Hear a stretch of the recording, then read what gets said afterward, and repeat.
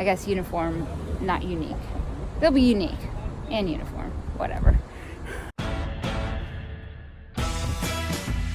All right, so I'm at the Spanish Mission House, and the update is there are no more stairs. We just have a dirt ramp. And then the columns, I had Calvin poured the columns, and we use these. It's not, I don't know what brand this is, I guess HD Supply or Sonotube. You can get them, and basically allows you to pour a column. We put our rebar in, and then after those set up, those were poured earlier, we'll take the forms off. And this is going to be stuccoed, so the outside doesn't need to be finished. It doesn't need to be pretty, which is fine. Also, all my block material for the barbecue and the seating bench, those should be starting in the next few days. I would like to get those built up so I can pour the caps of my wall, my barbecue, and my seat with the same concrete and just do the same finish so they all look unique and uniform.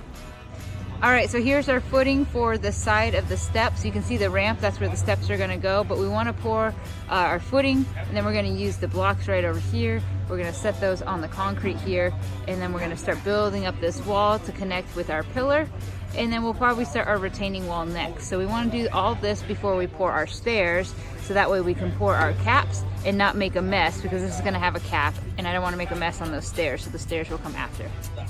All right, so today we're pouring concrete, and I'm here checking the forms. We have our rebar in.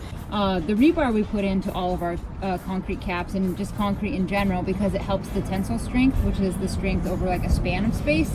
Concrete's very strong on horizontal or compression strength, but the rebar really helps reinforce that strength over a span, which is great for helping reduce cracks and stuff like that.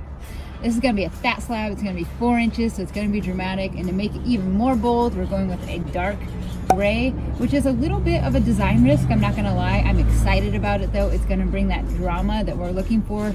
And then it's gonna be settled down by some of the other aspects in the landscape. So I want this circle pad to drain towards that center.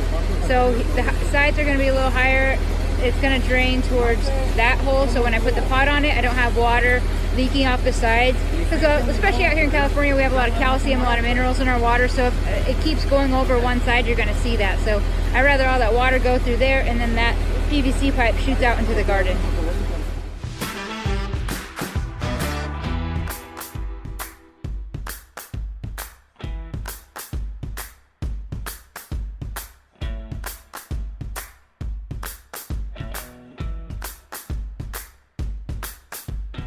We decided to go with a smooth finish after the client came out and saw it, and I do think that it's the right choice. We were considering doing a top cast, which would have given it a little bit of a grain, but everyone is loving the smooth look.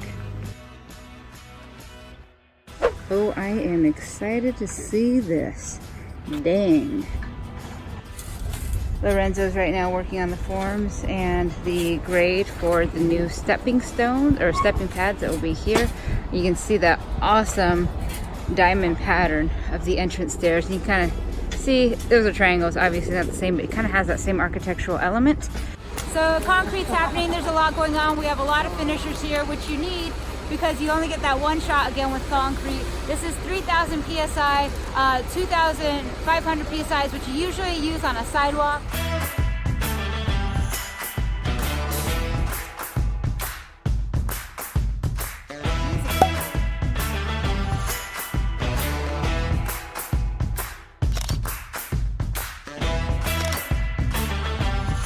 I'm not gonna lie, I'm really excited about this job. The hardscape is really defining these spaces. I'm very happy with how the stairs turned out. They're very soft and curvilinear. Now you're looking at the top cast on the concrete, which is that retardant that will delay the setting of the concrete just on the top, so they'll give us that rough surface like I mentioned before.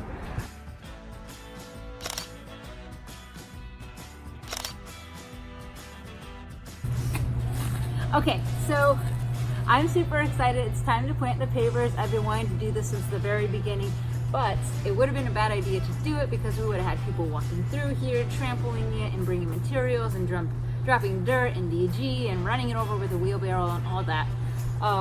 So now that we're 95% done with the job, I can stick the plants in. Okay, so these are our two materials. This is the isotoma right here. This will get tiny little flowers, which are super cute.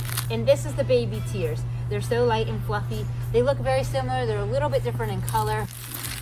but not dramatically. The leaf form is very similar, so you might not even know that I'm using two different types of plants. In fact, they might even grow in between each other a little bit, which actually I think would be awesome. So the baby tears for the shade, isotoma for my part sun areas. Here's the irrigation. Peter used some landscape staples to hold it down. We have the T joints here. This is our irrigation drip pipe, which has 2 holes on the bottom. So our plants will be watered as this drops out water. It'll soak into the soil. This will also encourage our roots from our plants to grow down, where sometimes if you keep the water too shallow, they stay shallow. So I swept a bunch of the dirt in between the joints, and then I used a hose to somewhat clean off the pavers, but mostly to get the soil wet to help it compact a little bit more, because if it's light, dry, and fluffy, it's going to compact once it gets wet. So I'd rather do it now before I put my plants in.